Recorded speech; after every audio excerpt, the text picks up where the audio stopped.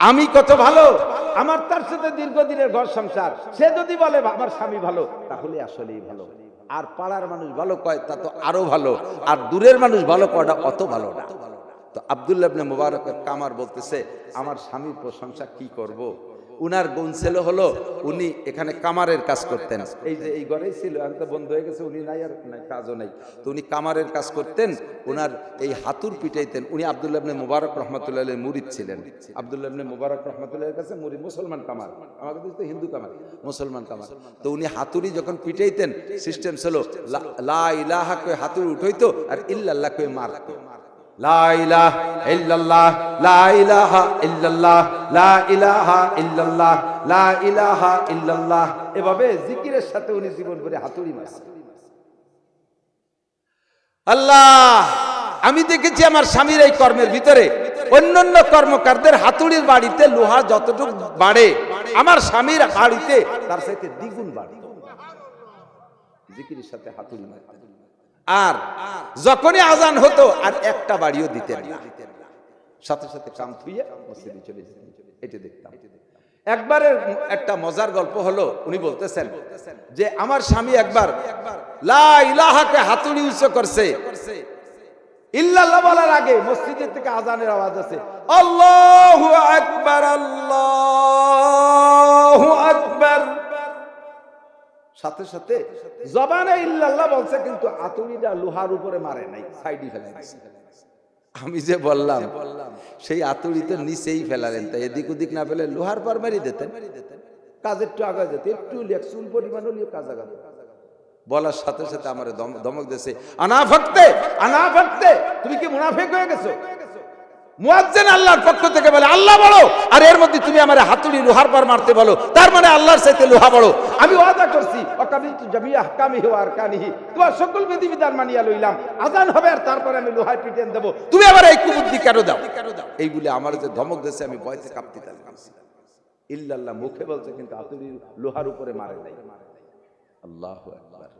আরেকটা কাজ করতেন, সেটা হলো রাত্রে আইসা কোরআন শরীফ পড়তে পারতেন না, একজাল কোরআন শরীফ নিয়ে বুকের সাথে জড়াই ধরে বলতেন, হাদা কালামু রাব্বি, হাদা কালাম, হাদা কালামু রাব্বি। আল্লাহ, এই যে আমার রবের কালাম, এই যে আমার রবের কালাম, আমি পড়তে পারি না। আব্দুল্লাহ ইবনে মুবারক রাহমাতুল্লাহ আলাইহি কোরআন পড়ে। আল্লাহ, আব্দুল্লাহ ইবনে মুবারক কত বড় বুজুর্গ, সারা রাত ইবাদত বন্দেগি করে, দিন রাত কোরআন কিতাব পড়ায়, সব ইবাদত করে সহি সহি ভাবে। জান্নাতের ভিতরে আব্দুল্লাহ ইবনে মুবারকের মর্যাদা কত বেশি হবে।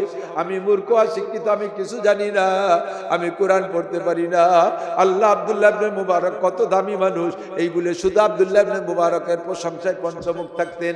একা একা আমরা কেউ জানি না, রাত্রে জায়গা জায়গা তাহাজ্জুদের পরে দোয়া মুনাজাতের ফাঁকে ফাঁকে আব্দুল্লাহ ইবনে মুবারক রাহমাতুল্লাহ আলাইহিকে নিয়ে এভাবে আল্লাহর কাছে বলতেন। খবরটা শুনে ওই খলিফা চলে গেছে। পরের রাত্রে আবার স্বপ্নে দেখে আব্দুল্লাহ ইবনে মুবারক রাহমাতুল্লাহ আলাইহিকে স্বপ্নের ভিতরে আবার জিজ্ঞেস করছে, হযরত, আল্লাহ পাক আপনার সাথে কেমন ব্যবহার করেছেন? বলেন, খুব ভালো ব্যবহার করেছে, তবে কর্মকারের মর্যাদা আল্লাহ আমার থেকে বাড়াই দিছে। কয়, হুজুর কেন বাড়াইলো?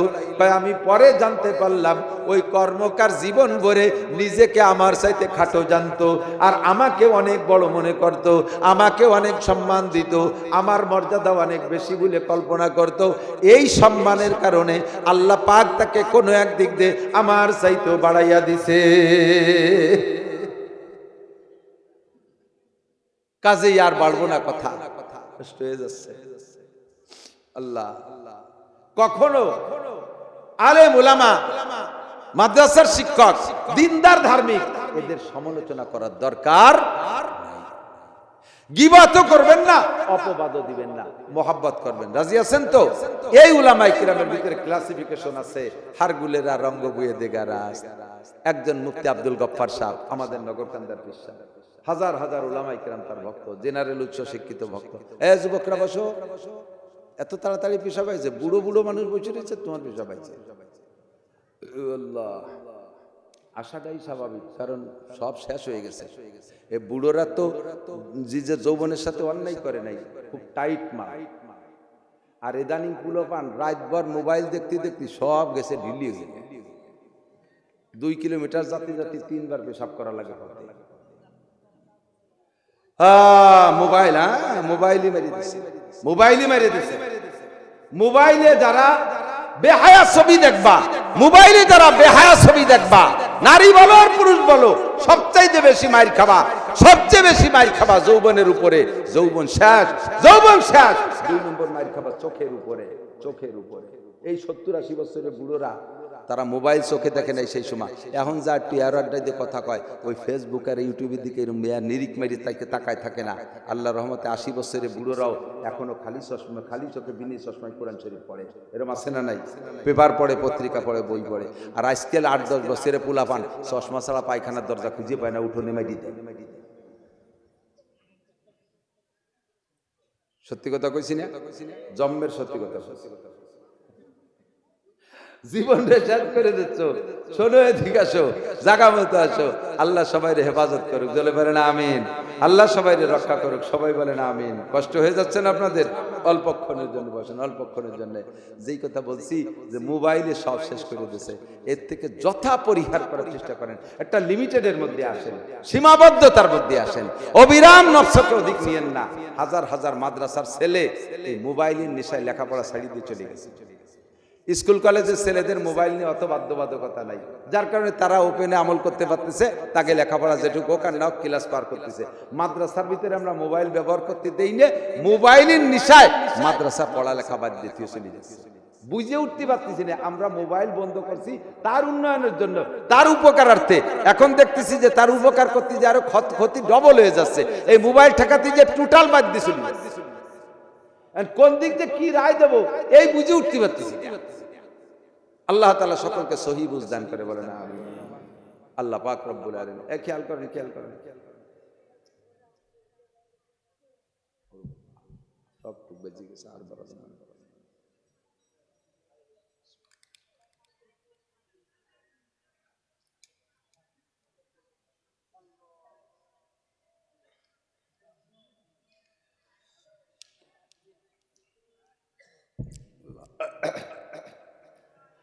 ওয়াবুদ রাব্বাকা হাত্তা ইয়াতিয়াকাল ইয়াকিন।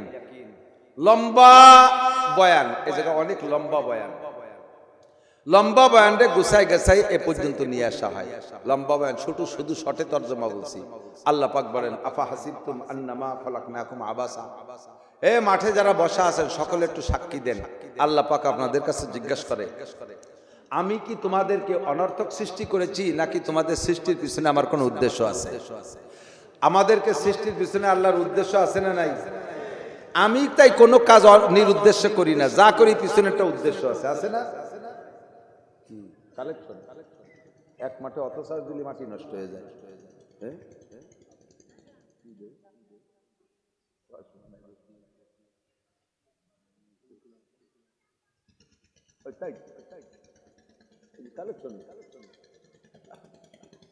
একটা টাকা কেউ আর মাদ্রাসায় দেবেন না। এত কালেকশন করতে করতে শ্রোতাকে মন খারাপ হয়ে যায়। অবশেষে 200 করে টাকা দিয়ে যাবেন। এ সময় একটা যে কি রে, একটা কিছু হয়নি, কিন্তু একটা দিতে নিষেধ করছি।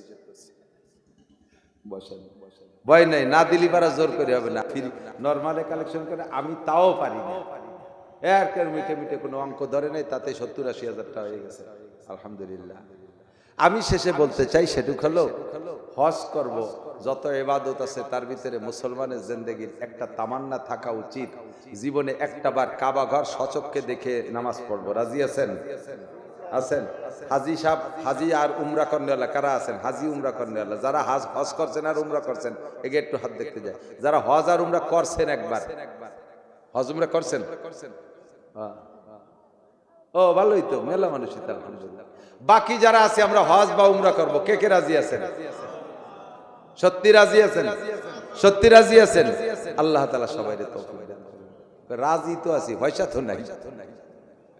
আমার সাথে মোটরসাইকেল চালাতে এক দারোগা সাহেব, মজিবার দারোগা, লাস্টে আল্লাহর বান্দা উমরা করছে।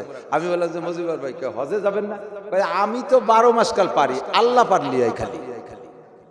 আল্লাহ মানে আল্লাহ আমার টাকা দিতে পারলে আমি যাবো না কেন? লাস্টে উমরা করি। এই যে ভয় নাই, টাকা চাচ্ছি রে। আল্লাহ তো আল্লাহ তাআলা যদি কবুল করে তাহলে ব্যবস্থা হতে পারে কি পারে না? আমি একটা কৌশলে মাদ্রাসায় এই অল্প কয়টা টাকা কালেকশন করে দেই, সেটা হলে হজ আর উমরার কৌশল। এই বছরও 20 জন গেছে কমপক্ষে, আমারে ফোন করে গেছে, হুজুর 2 বছর আগে অমুক মাঠে উমরার জন্য নিয়ত করে আপনি চাইছিলেন 100টা, তাই দিছি।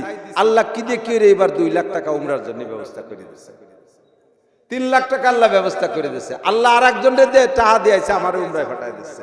এরকম ব্যবস্থা আল্লাহ করতে পারে কি পারে না? তো যদি হজ আর উমরা করার নিয়ত থাকে, 2.5 লাখ টাকার নিচে উমরা হবে না, হজ করতে গেলে 7-8 লাখ টাকা লাগে। তো কমপক্ষে হজ আর উমরার বুকিং হিসেবে এই মাদ্রাসাওয়ালারা খরচ করবে।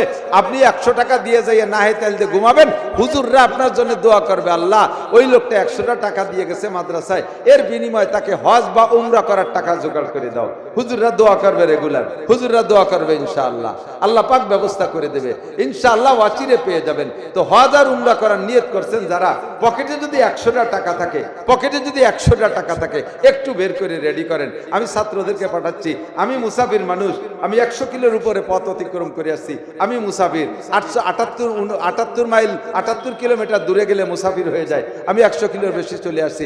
আমি দোয়া করবো, আল্লাহ আজকে এখানে যারা হজ আর উমরা উপলক্ষে 100 করে টাকা দিবে, আল্লাহ তুমি তাদেরকে অচিরে মরণের আগে সুস্থ অবস্থায় একবার হজ অথবা উমরা করার তৌফিক দান করো। যদি 100 না থাকে 50 টাকা হলিও দেন। যাও ছাত্ররা ভিতরে ঢোকো, যাও ছাত্ররা, যাদের কাছে আছে 100 থাকলে 100, না থাকলে 50, না থাকলে 20 টাকা, না থাকলে 10 টাকা।